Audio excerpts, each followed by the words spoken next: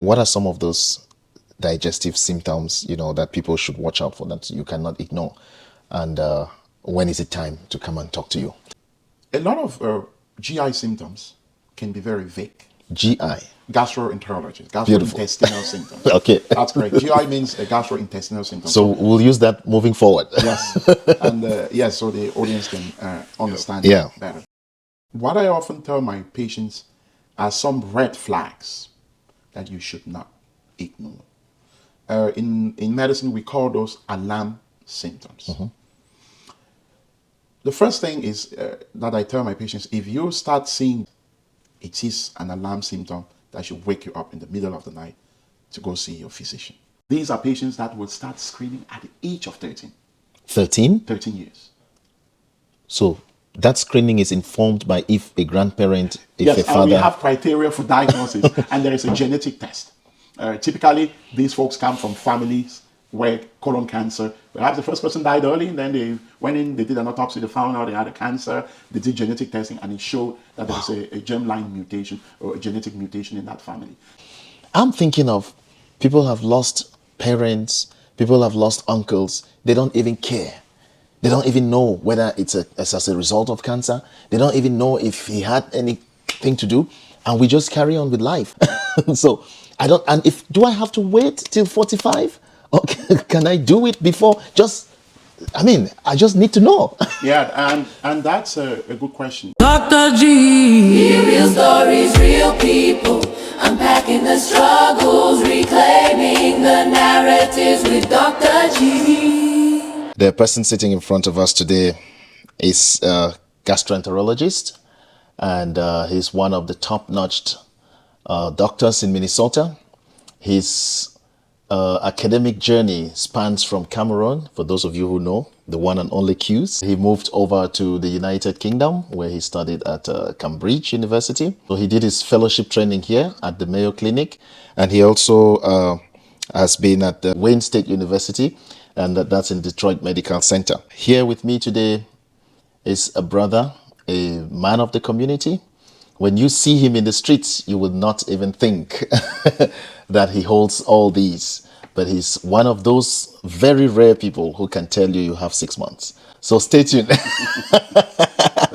Hopefully today he's not telling anybody you have 6 months. So his name is Dr. Ditah. Yeah, John, thank you very much for having me back here.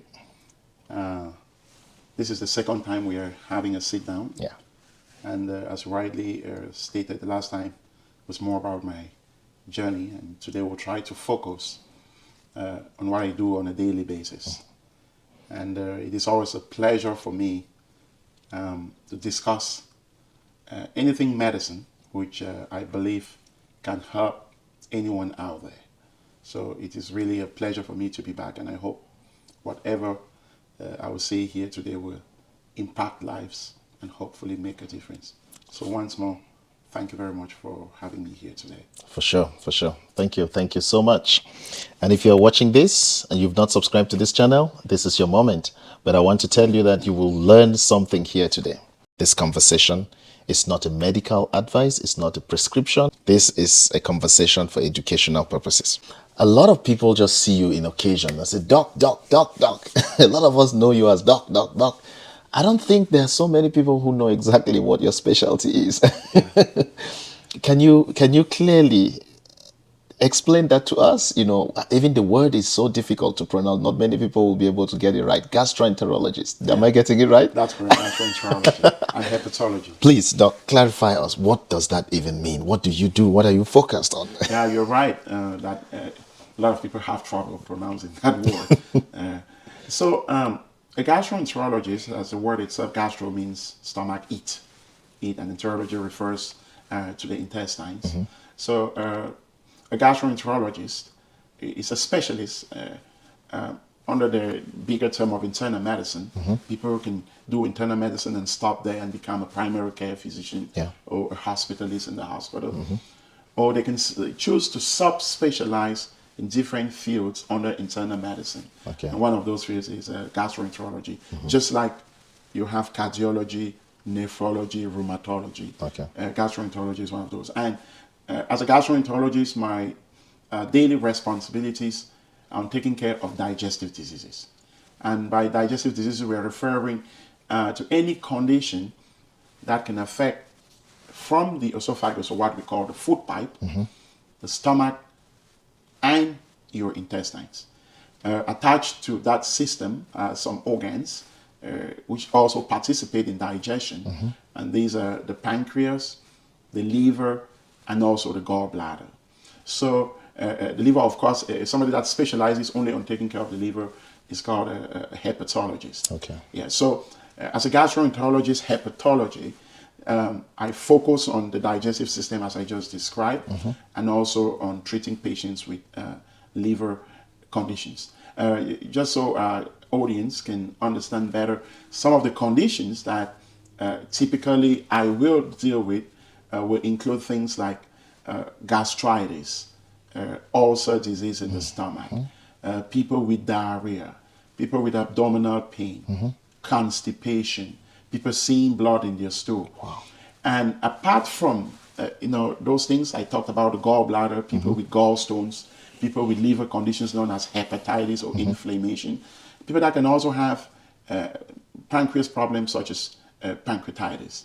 But it's also important to know that a bigger portion of my practice focuses on procedures, and we perform endoscopic procedures, so where they pass a camera through your mouth to look into your food pipe, your stomach, and the upper part of your intestines, as well as a colonoscopy, where I know people hate to talk about colonoscopy because it relates to poop, but it's a very important aspect of my practice. Wow. Where we have to go into your intestines and look all around for disease, which most often has not caused any symptoms.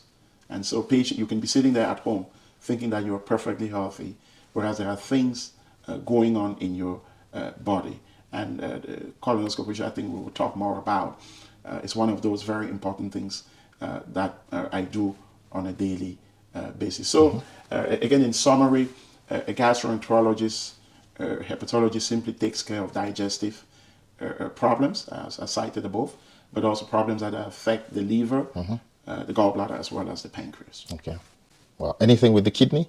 Not specifically as a gastroenterologist. For sure, when one of the systems of the body is affected, you can wonder if other organs can be affected. But the kidney is specifically treated by a specialist, a subspecialty under internal medicine, by folks that we call nephrologists. Yeah. So most often than not, a lot of the patients I deal with, especially those with liver disease, known as the most common being liver cirrhosis, are at significant risk of kidney injury. So we often work with the kidney specialist or the nephrologist as a team in taking care of those patients. But if you went to your primary care physician and he did tests and found out that your kidney had an issue, they wouldn't be sending you to a gastroenterologist. Okay. They will be sending you to a nephrologist. But tell us about your professional journey. At what point in life did you make that decision that you want to be a medical doctor? And what are the circumstances that pushed you to that decision? Yeah, the decision to pursue medicine for me was shaped out of my experiences, early experiences in life, but also by the desire to serve. And in that process, hopefully, make a meaningful difference in people's lives.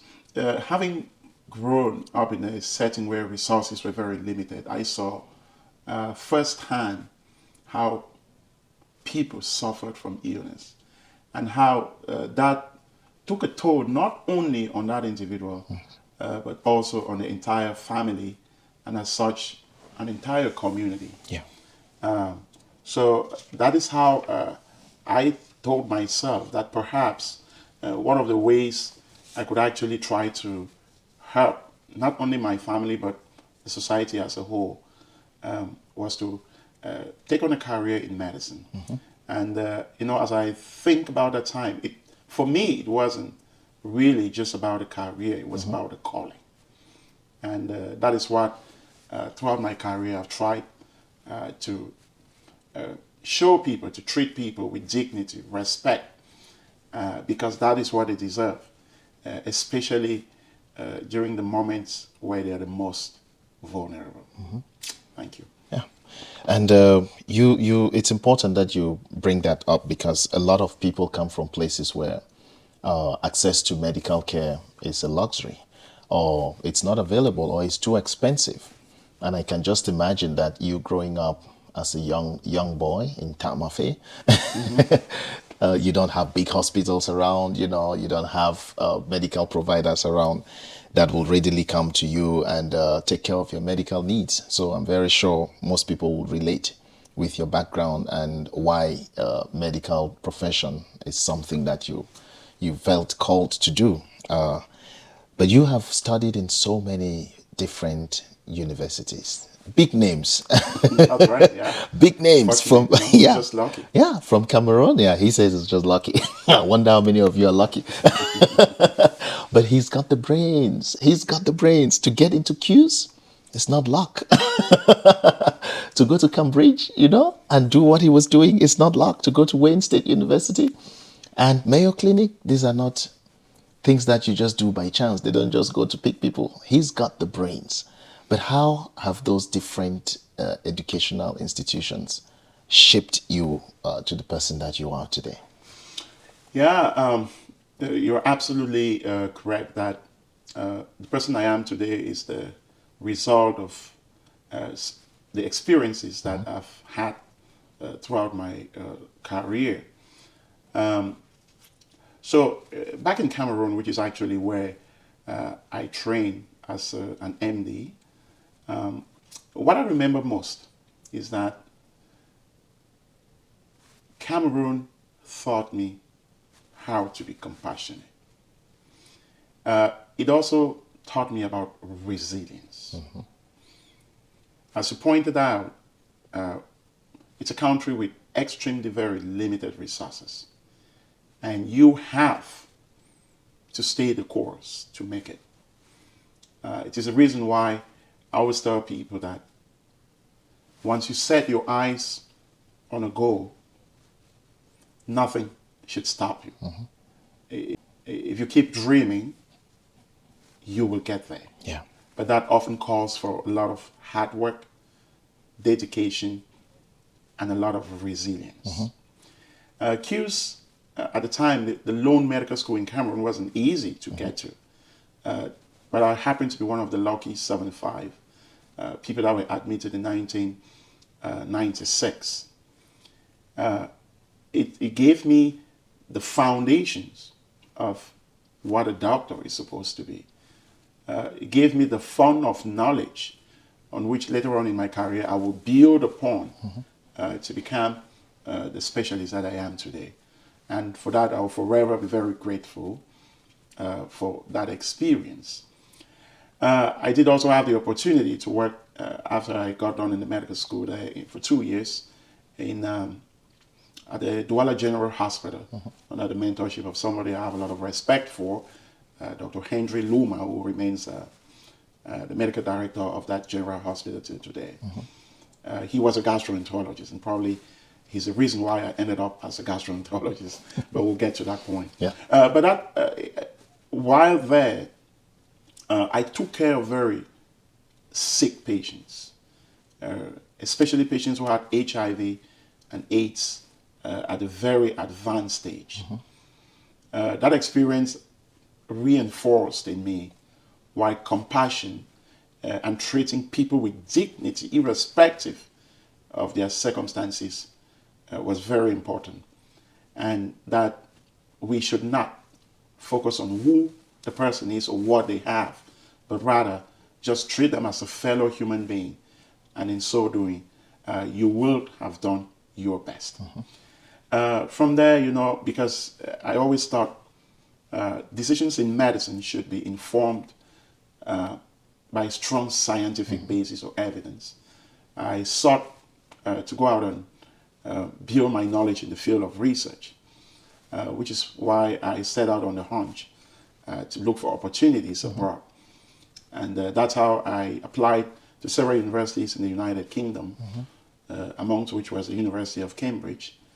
And surprisingly, I got admitted.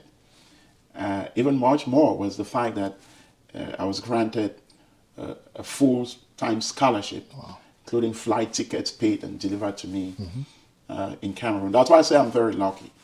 So many people, brilliant folks, who desire such, unfortunately, are not lucky enough to get this opportunity. And not to talk of Cambridge, which at the time was the #1 university in the world. But my time in Cambridge did not only open me up to the broader society and gave me a different perspective on global issues, but specifically it taught me research methods, the importance of rigor, and which is, as you know, is the basis of every evidence or the knowledge that we need to make decisions about how we treat patients. To decide that we have to treat you with such a medication comes from a lot of work in the background in medical research that shows that people that do take such and such will do better than others. So that really helped in honing my research skills, which till this date I'm very proud that it allowed me to be able to publish the number of papers that I've done to this moment, and still counting. From then, I decided to come over to the United States because I wanted, remember my decision to go into medicine, I wanted to help people who were suffering, relieve pain. And my desire wasn't to stay fully in research, of course. While in Cambridge, after the master's of philosophy in epidemiology and biostatistics, they actually gave me an additional scholarship for 3 more years to come out with a PhD. But unfortunately, I had to turn that down and come over to the US because I wanted to go back to clinical medicine. And I was fortunate again to be admitted into the Wayne State University in Detroit, Michigan, where I did my residency as an internist, or what we generally call internal medicine doctor. And my time in Detroit taught me about acute care medicine. It really helped me in how you have to make decisions under very acute or severe emergent situations, under stress, and be able to relieve something that, if not done right there, you may not make it out of that emergency room. So, and again, it continued while building on the knowledge I'd acquired in the medical school, continued to grow, especially in the field of medicine. A lot of different experiences from people that I never had the opportunity to train with. So that continued to build the basis and that foundation.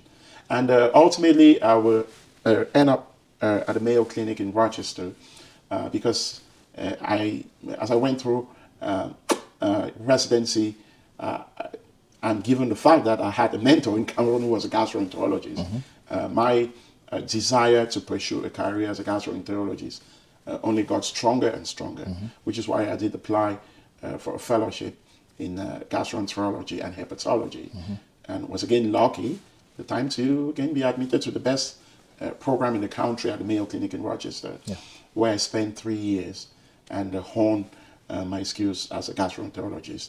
Again, Mayo taught me what I remember most is precision medicine, teamwork, and how you can work within a multidisciplinary team with the ultimate goal of having the best outcome for your patients.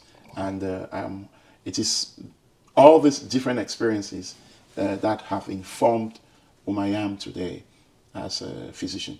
And hopefully every patient appreciates that whatever I do with all my soul, my heart, and with the sole goal to improve their medical situation.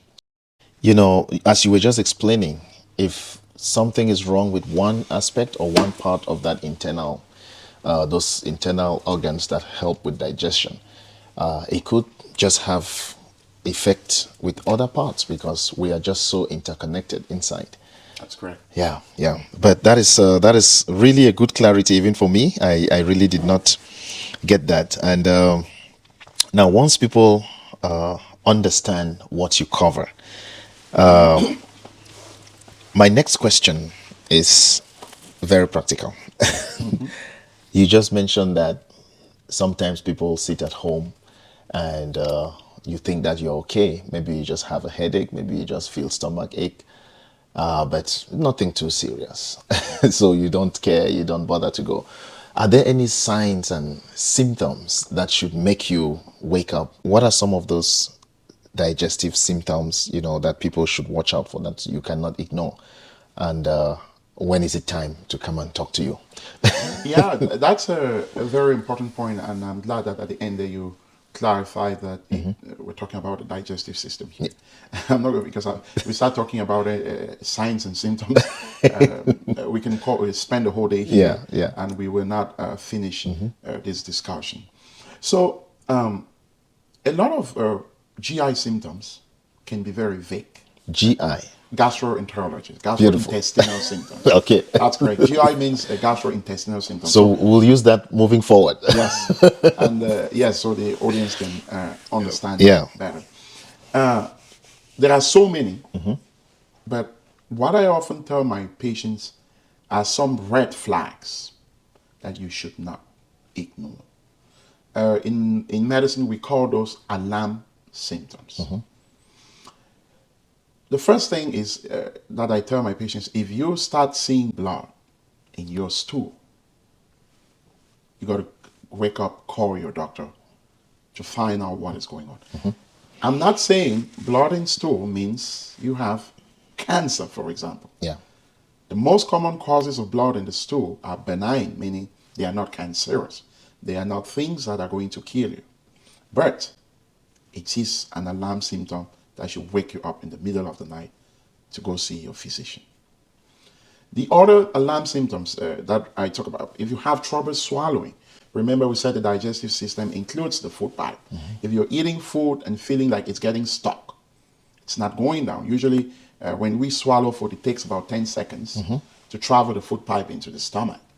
And if you discover that, the food is caught, and you have to somehow cough it up. Yeah. It's in medicine, we call that dysphagia.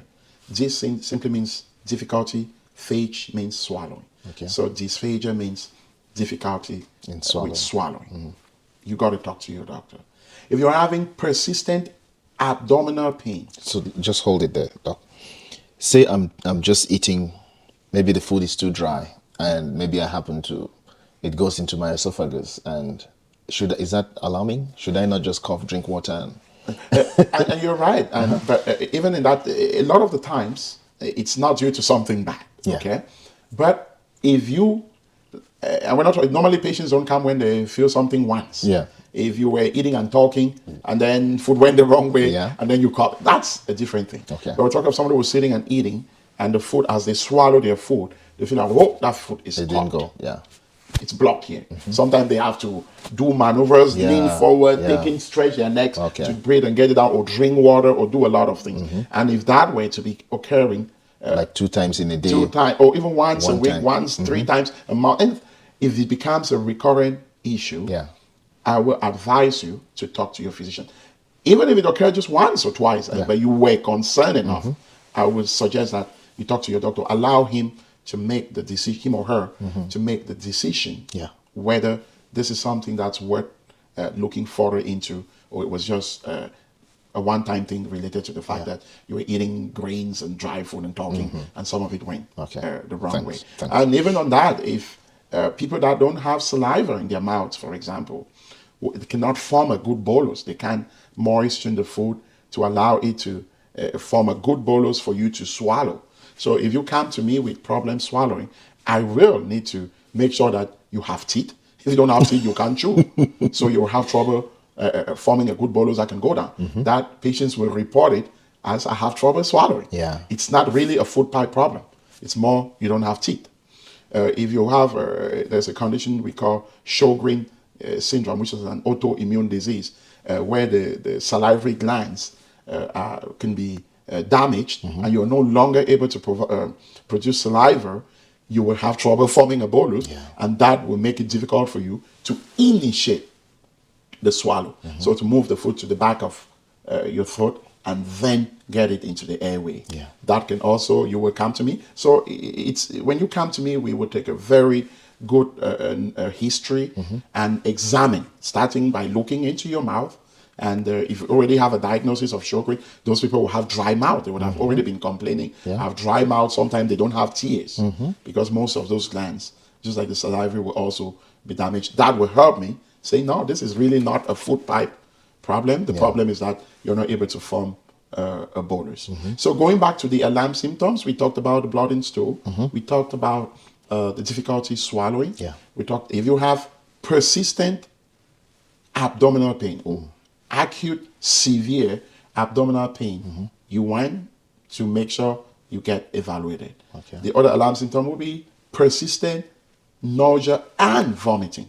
You can't keep food down.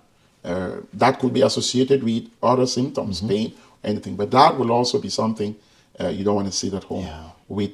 Chronic diarrhea, that will require further investigations. The other thing is your doctor will typically may draw some blood tests, and one of the things we also look for is anemia. Anemia meaning your hemoglobin or your blood counts are very low because as you know, iron, you eat food, it has iron and it has to be absorbed. And if you have problems with your digestive system, you may not be absorbing iron. But also, if you have something like a tumor or cancer, you bleed slowly from that, and that will lead to anemia or low hemoglobin. And once we pick on that, I guarantee you're going to be getting some kind of gastrointestinal investigation, because that's typically one of the most common causes of iron deficiency anemia. One other very important symptom is unexplained weight loss, or what we call abnormal weight loss. And technically that's defined as a weight loss of about 5 to 10% within a period of about 6 months. If you lose that amount of weight when you were not trying, we're not talking of people taking the weight loss medications or folks who have engaged in very intense physical activity to lose weight, or they've decided to go on fasting. If you did not make a decision to lose weight, and you find out that over a period of about 6 months, you've lost about 5 to 10% of your body weight, that's an alarm symptom. Others are non-specific, like changes in appetite or severe fatigue. Those are non-specific. But the things that I mentioned will be considered alarm symptoms for which further investigations are warranted. Now, before you move on from this, I want the audience to know that unfortunately, a lot of digestive problems do not show up with symptoms. Particularly, I'm looking at colon cancer.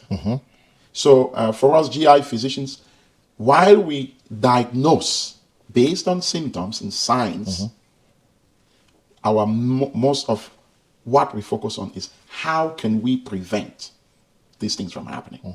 And one of my main job is colon cancer screening, which I'm sure we will talk about more in detail.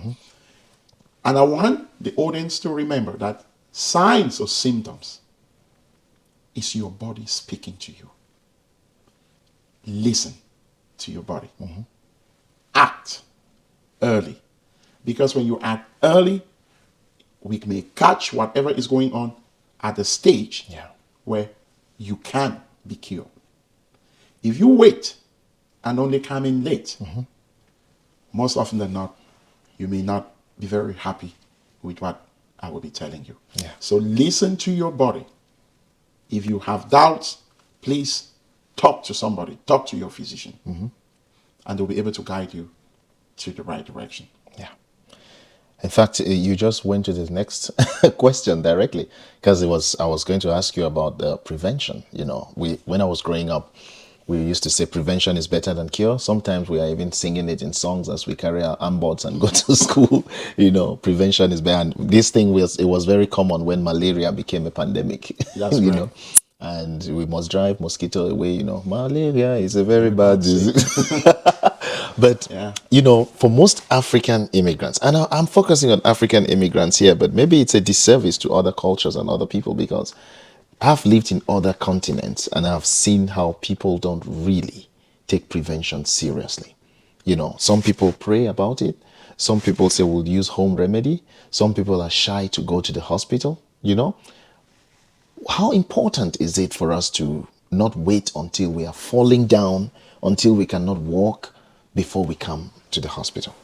Yeah, that's a very important point you raise right there. And it's not uncommon that immigrants often come to us when it is too late. I earlier mentioned that when you have any symptom, it is the way your body tries to communicate to you that something is wrong. And I would invite, irrespective whether you're an immigrant or not, that should speak to you. And even if you were one of those that usually doesn't visit with a physician, that should be the moment, that should be a wake-up call to go see your physician. Yeah.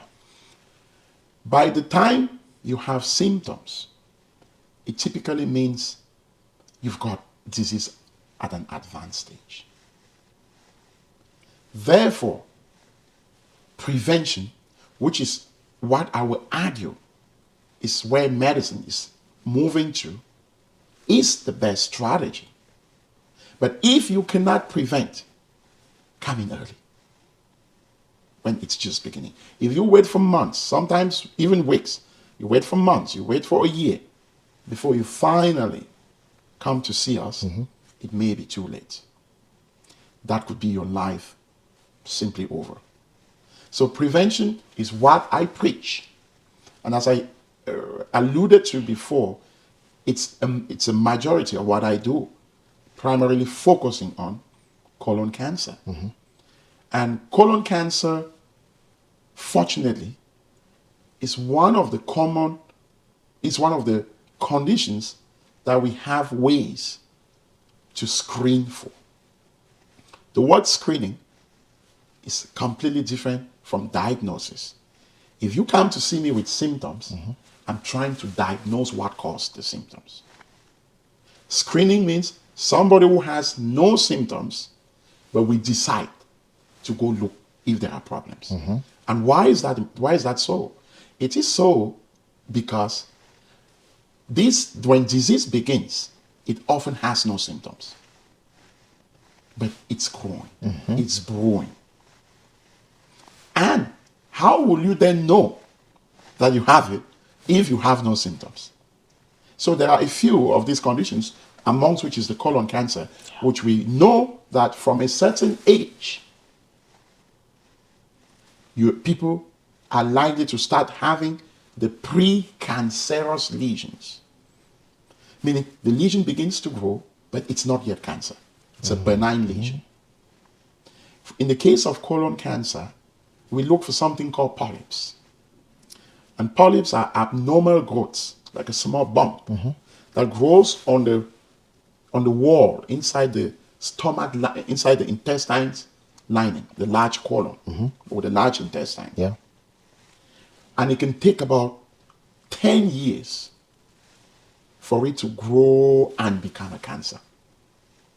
Therefore, during that 10-year interval, if you happen to undergo a screening procedure, because remember, during that time, you have no symptoms. Yeah. You have no symptoms. 10 years, yeah. So if within that window, if we happen to do a test, a colonoscopy, for example, we will most likely find this polyp, take it out, and you will never develop cancer. At least from that polyp. I'm talking of colon cancer. It doesn't mean if they remove colon cancer, you won't have kidney cancer. Yeah, or breast cancer. Yes, yeah. But this is specifically when it comes to colon cancer. And colon cancer screening starts at the age of 45. Meaning every person, irrespective of gender or age, who falls within what we define as average risk, should start a colon cancer screening at the age of 45. There are some people that start early, but that's informed by their family risk or their personal history. And those specific cases, your doctor will be the one that tells you that, hey, because you have this and that, you may be at risk, at higher risk of colon cancer, and you may need to start earlier. For example, there is a condition we call familial adenomatosis polyposis syndrome, or which is called FAP. Okay. It just means familiar. So families have this genetic condition in which they develop adenoma. Adenomas are polyps. So familiar adenomatous polyposis syndrome. And these are patients that will start screening at the age of 13. 13? 13 years. So that screening is informed by if a grandparent, if Yes, a and father... we have criteria for diagnosis, and there is a genetic test.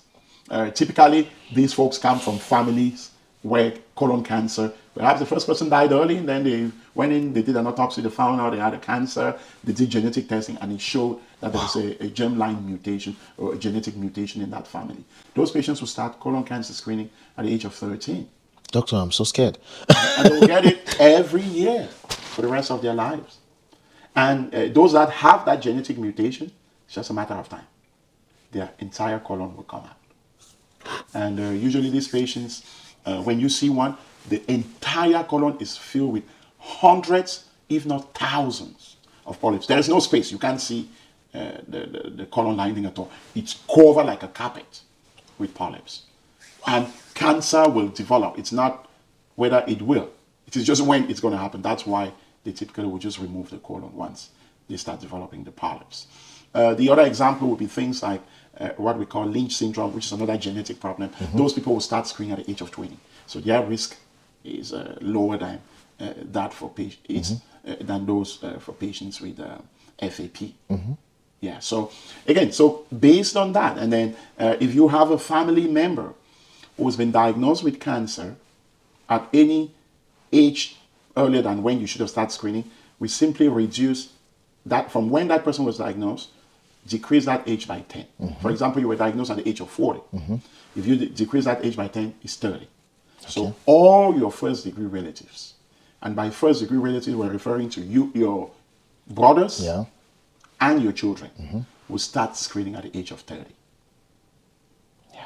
And there are other conditions too, some types of polyps that we call high-risk polyps, that if you have, it will also boil down to decreasing that age by 10 based on where you were diagnosed. But even if they decrease that by 10 and it falls above 40, you would typically start at 40. Again, that's not to make this discussion complex for the audience. Those are decisions that when normally you will sit with your provider who assesses your risk. I guess the take-home message here is that although we talk about signs and symptoms as a way your GI system is talking to you, there are many other conditions that your body is not talking to you about. And fortunately enough, for colon cancer, we know that's the case, and we have tools, amongst which is a colonoscopy. And if the other methods do exist. If you're scared of a colonoscopy, worried about it, we do stool-based tests, where you submit a stool sample and they're going to check for certain things within the stool secreted by polyps that if we find, then you will get a colonoscopy. There's also a type of CT scan called a virtual CT colonography that it can do, but usually that test is not done, it's not generally accepted unless a colonoscopy has not worked or you cannot have a colonoscopy. So different tools that you can use, but remember, when we are doing a screening test, typically means it is in another patient that has no symptoms. But we know things can be growing. And in colon cancer, it can take 10 years for the polyp to grow. So going in during that time, and the age that has been set as when people should start, allows us to fall within that range of 10 years for patients who are at average risk, not at a high risk as we discussed in terms of those other conditions, to go in and catch these lesions at the time when they are benign, can be removed, and therefore protect you from developing future cancer. This is my fear and question and challenge. First of all, we come from a place where this information is not even, it's not there. We don't have people coming to churches on a normal Sunday and telling people about colon cancer or colonoscopy. Maybe if they even come, we don't have the apparatus to go and check all these things and do the screening, you know? I'm thinking of people have lost parents, people have lost uncles. They don't even care. They don't even know whether it's as a result of cancer. They don't even know if he had anything to do. And we just carry on with life. My parents, I have no clue. So I don't, and do I have to wait till 45? Or can I do it before? I just need to know. Yeah, and that's a good question. Sorry to hear about your parents, the loss of your parents. I know how painful that can be, having lost my dad as well. Yeah. You know, every day we live with that memory. Thank But you. I think one thing we can do is how we can maintain their legacy, Yeah. by bringing information to our people. Yes. Hopefully, if they happen to have passed away from one of those, we can help someone.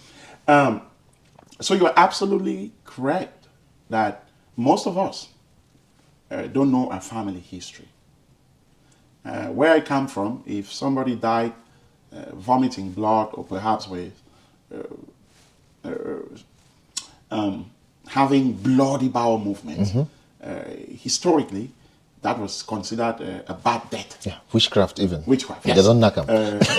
Neighbors, people will be accused, where did he last eat? Whom was he with? And that he was probably poisoned. Or it's considered that you've died from some very bad disease.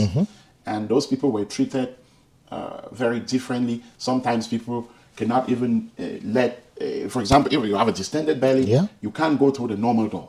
They have to create a passage through one of the corners Yeah. of the house to get the body out, because it's bad deaths. So, whereas it could have simply been they had colon cancer. Maybe they just had a stomach ulcer and they've just bled, vomited, and they are now treated. And it will create a lot of family feud, Yeah. where people may never talk to each other, claiming that you killed Yeah. this person. So you're absolutely right, and it's a big problem in our community. So what I tell immigrants is that tell your physician you do not know your family history. Instead of saying no. Yes, and for me, when I talk to immigrants or see these patients, I would typically ask them to start screening at the age of 40, which is the age where people at higher risk, typically, if no other factor brings you earlier than 40, should start at 40. Yeah. So I will suggest to immigrants, and that's certainly even within the guidelines, standard of care, that if you do not know your family history, you should start colon cancer screening at the age latest 40. But of course, if you're having symptoms, your body speaking to you, listen, go talk to your provider, and he will make a decision if you stand to benefit, or that do you need to have a colonoscopy. For sure, if you have any of the alarm symptoms that we had spoken about, I guarantee you, you're going to probably be getting a colonoscopy, irrespective of the age at which you're having those symptoms. Wow. I want to have it. I want to have my screening maybe tomorrow. I'm not yet 40, doctor, but I'm frightened. Yeah. I am frightened. Yeah, you have to be. Yeah, you have to be. And hopefully, immigrants, folks in our community, where past history is often unknown, can talk to you. Just tell your physician, I don't know my past medical history. And they will offer you a colonoscopy by the age of 40. And that brings me to the physician thing. In Cameroon, we know that a doctor is for 10 million people. Yeah. A doctor is for the whole division. Yeah. You know, we have one, maybe we don't even have a gastroenterologist in the whole of Southwest region or Northwest region. Or I mean, you're right. And the situation of Cameroon is not too different from other African countries. But I must give credit to some of these countries that have made tremendous progress over the past few decades, even though the situation in Cameroon remains very abysmal. Yeah. But we do have gastroenterologists in Cameroon, and they have a fellowship program now where people are certainly being trained as gastroenterologists. I know a good number of them, primarily in the big urban areas. Of course, when resources are rare, it's very difficult to have them distributed to remote areas, and that's not unique to Cameroon, even the United States. Yeah. There are remote areas that no GI doctor wants to go to because the standard of living is just not what he can accept. But it's a difficult situation. Colon cancer screening is not recommended in Cameroon. It's not a standard of care. I mean, the national health policy Yeah. does not Make it a recommendation. make that people should be screened. This is wrong. This is, yeah, we talk about equity and access. Unfortunately, it may be wrong in a way, but if you look at the country and what we typically look at the epidemiological transition ladder, you'll find out that most people in Cameroon die from malaria or no access to drinking water, and they die from colon cancer. Yeah. So if you have limited resources, where are you going to put those resources? Are you going to put them on perhaps the few, and perhaps people who've lived long enough But to doctor, prevent colon cancer? how many times do we check the cause of death? In Limbe, in Guti, in And certainly because colon cancer occurs at a much lower rate? older age and the incidence is lower. We know that if you focus on preventing diseases related to basic needs, no food, dirty water with diarrhea, cholera, standing water, pots of water all over with mosquitoes breeding, causing malaria, typhoid fever. This is where developing countries are. And before you think about prevention, you must be able to even treat what exists. Yeah. So if you cannot even handle the basic things, how can you begin to think about things that, in quote, were typically considered diseases of the rich? In fact, in the US, we're not talking about diarrhea as a big deal. Yeah. We're not talking about food insecurity. We're not talking about basic light as a problem. Yeah. They're talking about how much of this should I eat? In Cameroon, somebody is saying, can I have anything? So priorities are different. You just and nailed it. therefore, the focus at this point, and in a way, which I do agree, should focus on what is the leading cause of death or mortality. Certainly, I hate to say this, if leadership or governance in Cameroon was anything that catered for its population or its people, we will not be where we are. Yeah. We are there because we are stuck. And I think the Cameroonian people are not yet angry enough. The day they shall be angry enough or understand that it can be different. Yeah. They will rise and say enough is enough. Yeah. It's a disgrace. You've talked about colon cancer. There's another area that most people really don't even think of, the liver. Absolutely. Hepatitis B, hepatitis C, alcohol-related liver issues, herbal remedies, What should families understand about liver issues? As I said from the outset, the liver is one of the key organs attached to the digestive system that we take care of. And it is, I typically call it one of the engines of the body. And if your liver is not working, you are in bad shape. And just like many other conditions, liver diseases are often asymptomatic or have no symptoms.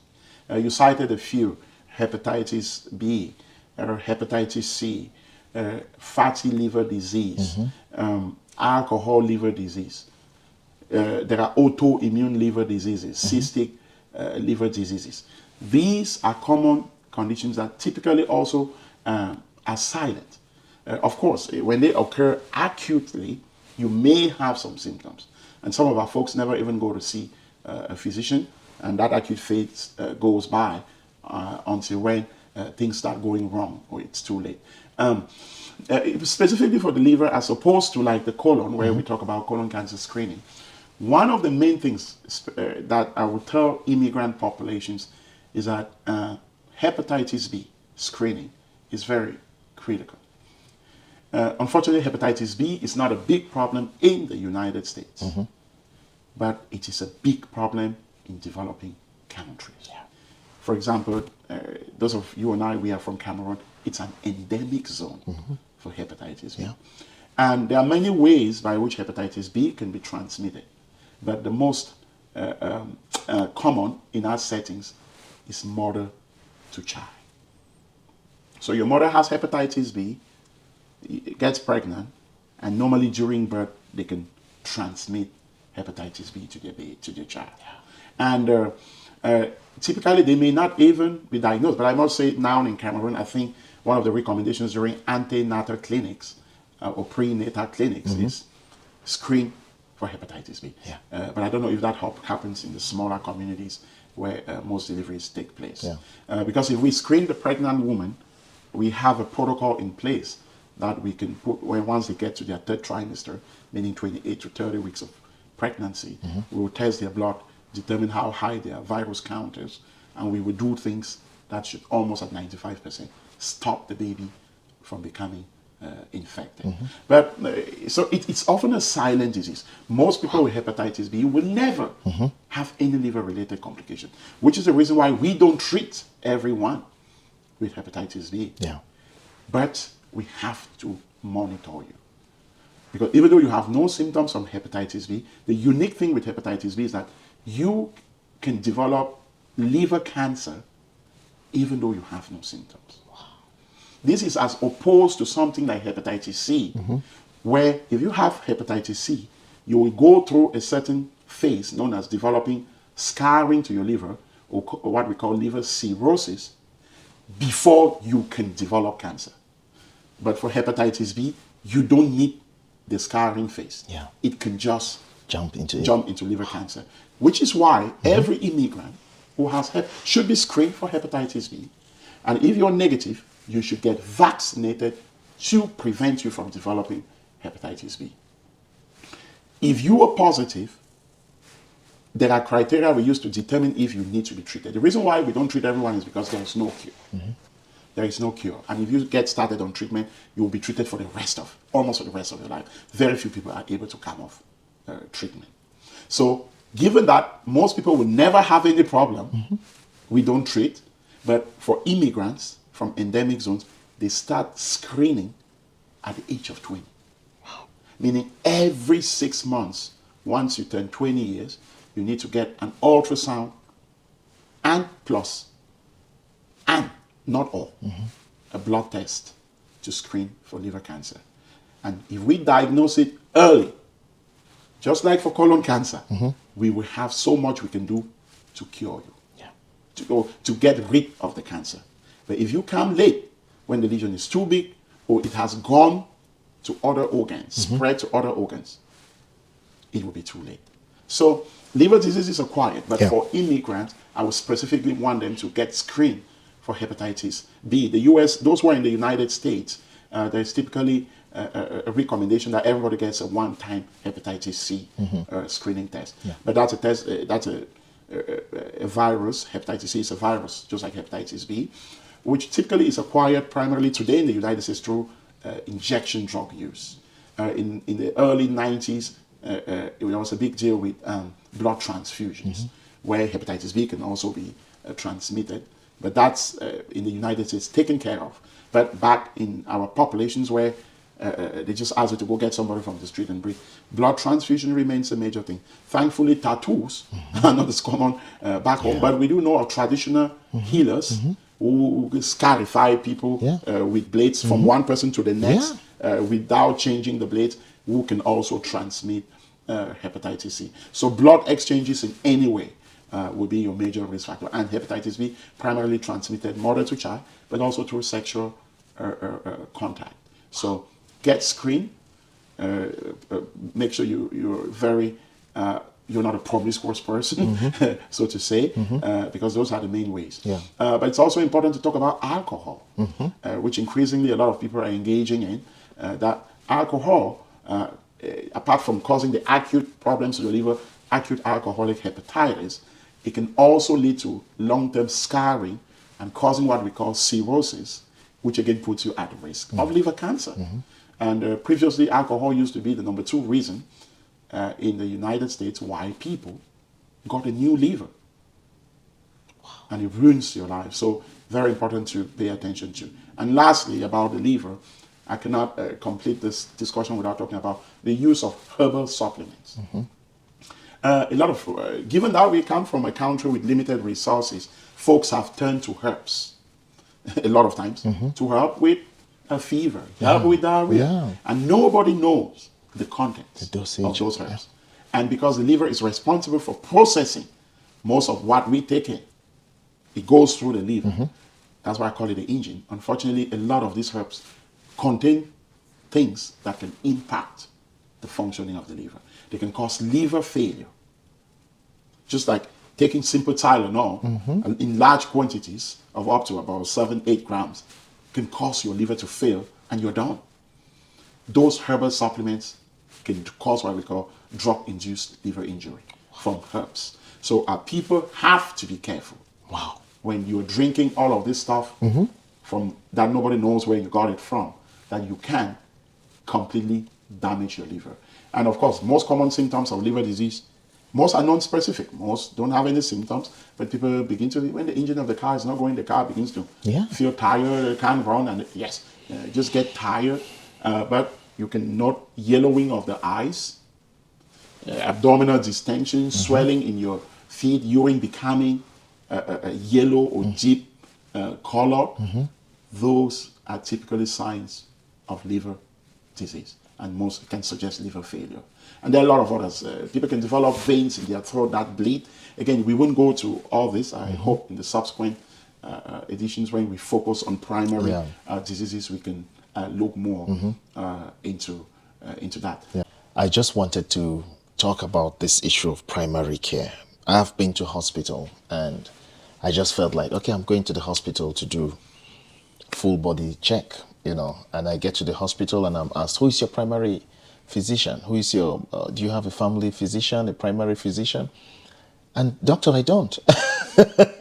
I don't. It looks like in the US here, you must have somebody that everybody in the family needs to be seeing, or you need to be seeing.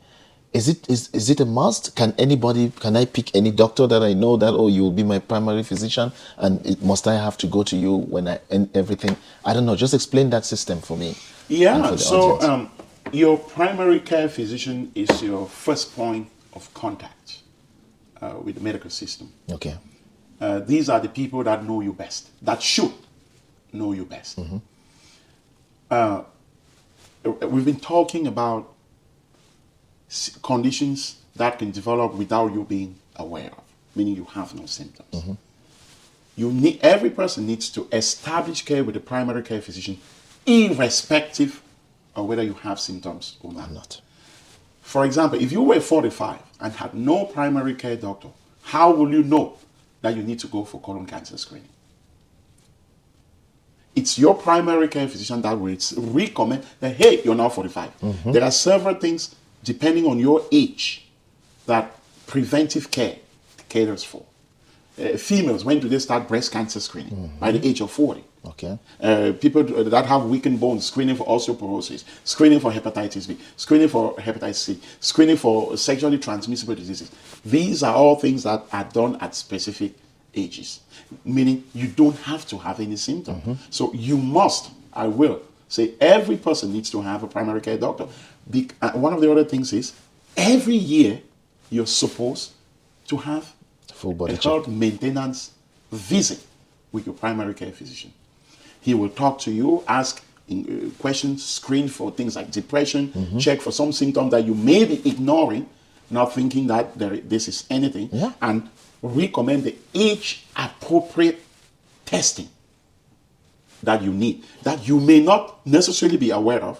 For example, even blood pressure screening, diabetes screening, checking your blood count. We talked about anemia. Sometimes it's just doing a blood test and we see it. You don't have any symptom. You're like, hey, some people have had tests, go home, and in 30 minutes they are being called by their doctor that, hey, go to the emergency. Your hemoglobin is 3. And you go, you get a call. Recently, about 2 months ago, I had a very young patient of about 21 and who had some anemia. And I couldn't think that this would be anything. But as I stopped my scope in book, there's a huge tumor looking at me in the colon. So everybody needs to have a primary care doctor. He's the one that gets your family history, digs into everything, knows you the best, and will make the appropriate age-recommended testing and screening so that we can be sure that despite you not having symptoms, you are okay. Me, for example, I already did my primary care visit this year. I am a physician, but I have my primary care yes, doctor. yeah. And I just saw him in February. And I would say every person needs to do the same thing. No excuse. No No excuse. My next question is about your work with HIV patients in Cameroon.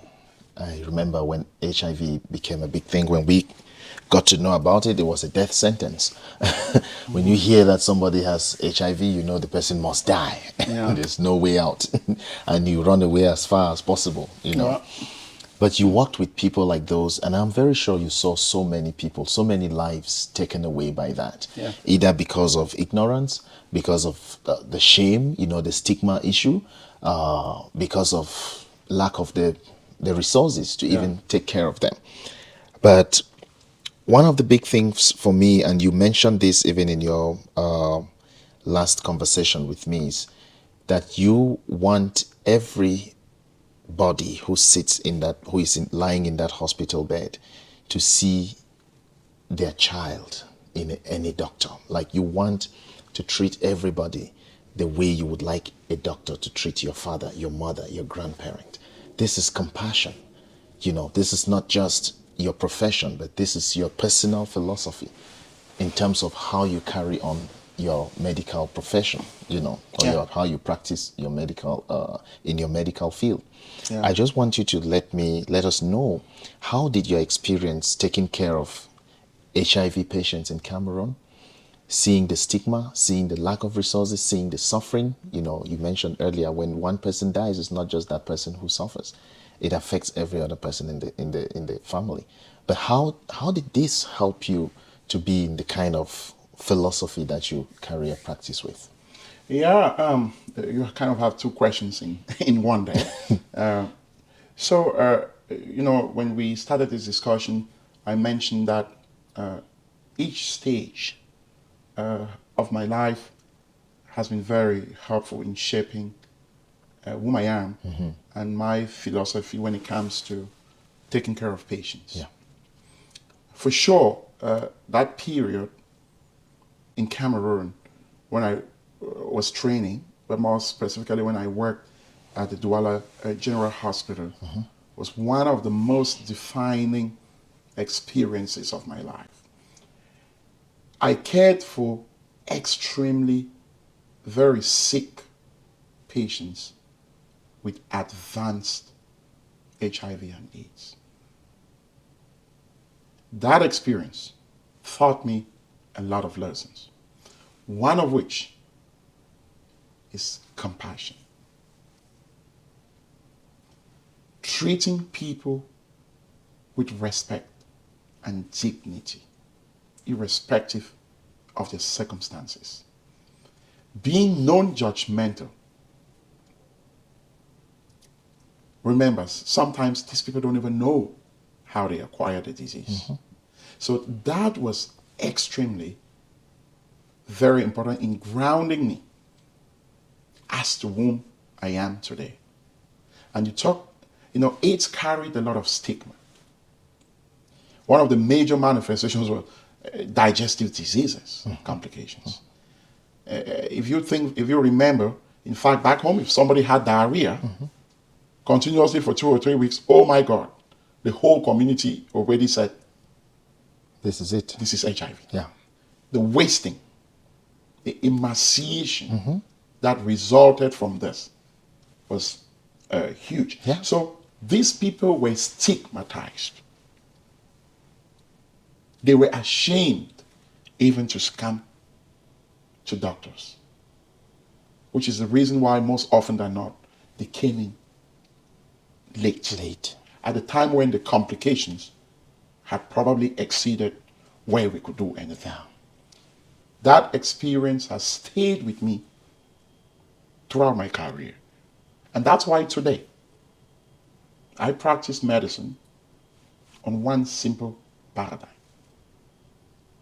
Treat every person as if they were yours.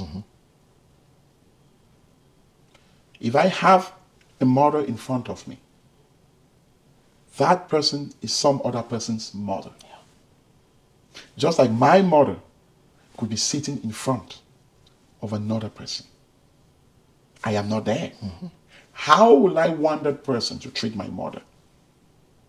That same want or way that you want that person to treat your mother should be exactly how you treat this mother sitting in front of you, because they are someone's mother. I did not say you will be perfect. But at the very minimum, you will have a clean conscience. You will make mistakes, but those mistakes will be the same mistakes you would have made if it were your mother, your child, your spouse, or any person that's very close to your heart. They are human beings like you. Treat them with respect. Treat them with dignity. Let their circumstances and occurring in their most vulnerable moments not cloud your mind to treat them as if they are subhuman. We never know tomorrow. And tomorrow, you may be sitting in that same position.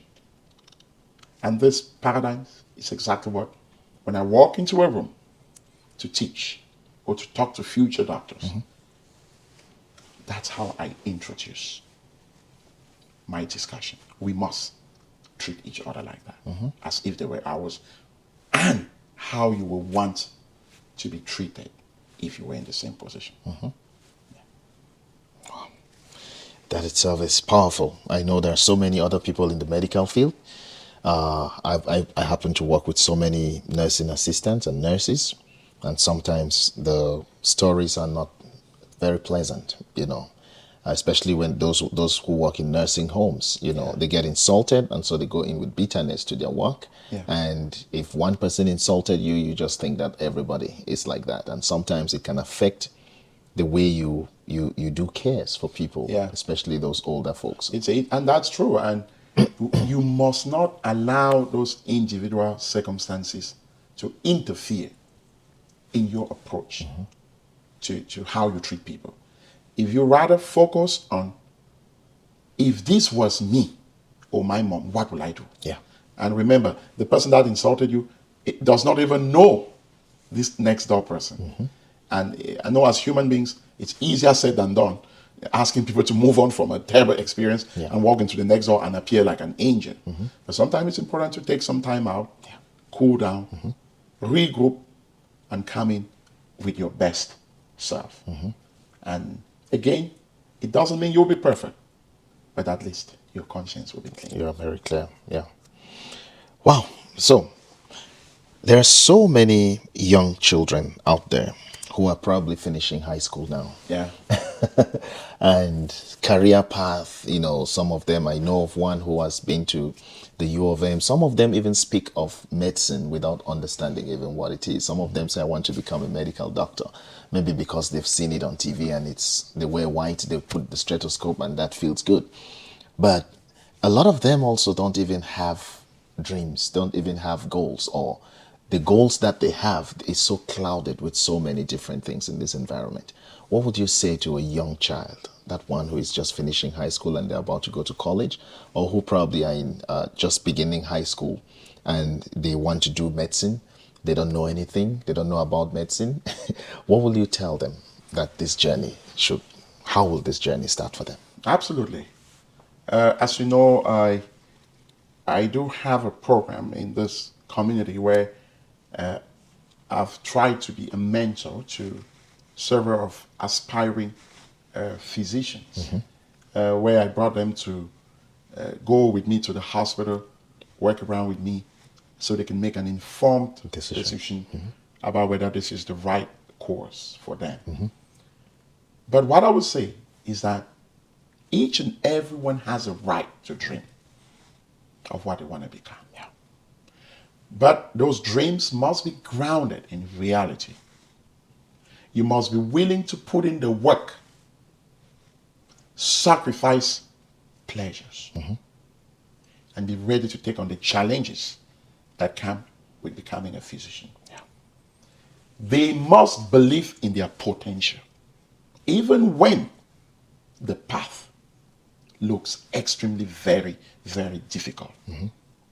They must stay disciplined, stay focused. Let their circumstances or background not limit how wide they can dream. Let it not make you think that you cannot make it. If I could make it in the US, despite all the challenges, which I know are common, even including being a black person, I will let them know that even as we speak here, those challenges will never go away, despite my level of training, wherever they think I am. But that cannot define whom I am. Sure. You cannot allow those circumstances to define whom you are. Have your dream, believe in yourself, know that the path may not be easy, but you must be ready to get to the end. And if you keep your eyes on that prize, you will get there. Let your background or circumstances not stop you or make you doubt for a second that you cannot make it. And when you need mentorship, seek mentorship. Talk to people in the field. I am readily available to talk to anyone, advise anyone. The journey may not be easy, but it is absolutely possible to get there. So don't allow any sideshows or distractions derail you from your dream. Thank you. Top. 3 takeaways for African families. And I insist on African families. I mean, don't blame me. But 3 takeaways for African families in this whole conversation about health, prevention, early screening. I mean, what we have spoken in summary. What are the 3 takeaways that you tell everybody or African families listening? 3 things I would like everyone listening to this conversation to remember. Number 1, listen to your body. If you start having any symptom or any sign of something not going right, do not wait.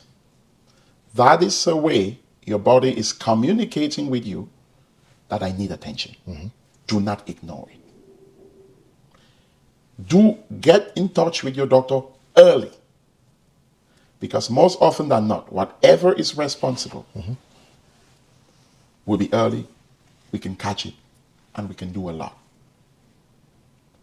to re-establish you in the best state of health. The second thing is on prevention. Prevention is very powerful. Make sure you establish care with your primary care physician, who has guidelines on what should be done, at what point or at what age, and will recommend and get you to do those things. They will also understand your history. These are the people that know you best. And whenever you have something else that needs expert intervention, for example, you have something that involves the digestive care system that your primary care physician is unable to deal with, they will refer you. They are the ones that will refer you. But think prevention. Do not wait to have symptoms and be looking for diagnosis. And that third message is build a relationship with your doctor, a trusting relationship. Medicine works best as a partnership. And if you build that trusting relationship with your provider, you are on a great path. And I think those would be my 3 take-home messages for our audience today. There you have it. Dr. Ditah, thank you. You have made this conversation so down to earth. You have taken us beyond the hospital rooms. You've taken us through science. You've taken us through medicine. You've taken us through signs and symptoms. Yeah. And things that people might only expect to hear when they are sitting in front of a doctor ready to diagnose them. You have brought it out. You've literally taken us outside the hospital room and brought medicine to us in the street. So I really want to say I appreciate you for that. You have touched on compassion. You have talked about training. You've talked about science. You've talked about prevention. You've talked about compassion, especially for healthcare workers. And all of these are things that affect our community. These are things that we live with in our community. And to our viewers out there, this conversation is not a diagnosis. This conversation is not stopping you from talking to your primary care provider. This conversation is not meant to scare you. This conversation is educational. This conversation is meant to help you take care of yourself. So if you're listening to this, if you're watching this, I want you to do us one favor. Like, subscribe, share, and comment. Leave your comments below. Let's know what your health challenges are. What are those things that make healthcare a barrier to you and to your community? You are absolutely correct that this discussion should not be a substitute for you, for whoever is listening, to have a conversation with their physician. Yeah. This does not replace that. And having that conversation with the person that knows you best. Remember, in the course of the discussion, we talk about when they may decide to start colon cancer screening because of your history. Mm-hmm. We do not know that history. Yeah. Your primary care physician knows it best. So this is general information for consumption, mm-hmm. and it does not replace your discussion with your doctor. Mm-hmm. And on that note, I want to thank you very much, Dr. John Ewu, for the work that you're doing for our community. This is pro bono work. You don't get paid for this. But because of your desire to help, to serve this community, you've taken upon yourself to go out, talk to people, and try to share this information. And to your audience, I hope you learned a lot from this, that you will share whatever, whenever this is available to your community, to your friends, including your enemies. Because it is only in doing that that we can grow as a community. Mm-hmm. As a last word, I invite all of you to take care of yourselves. Listen to your body. Do not allow fear or your circumstances to define whom you are. You are the only person that can watch out for yourself. We are here to advise and to guide. But you, and you alone, know your body best. And if you pay attention to what your body is saying to you, you will be on the right path. And make sure you establish with a doctor who will recommend things you should do, even when your body is not speaking. And that's how you will have the best bill of health. Thank you. Nothing more. Thanks for watching. Wow, Doc, thanks a lot. You talk about me doing pro bono. How much do they pay you per hour? And you've just given us like 2 hours of your time. Like, you've literally given every viewer here 2 hours of your pay. Dr. G. Real stories, real people. Unpacking the struggles, reclaiming the narratives with Dr. G.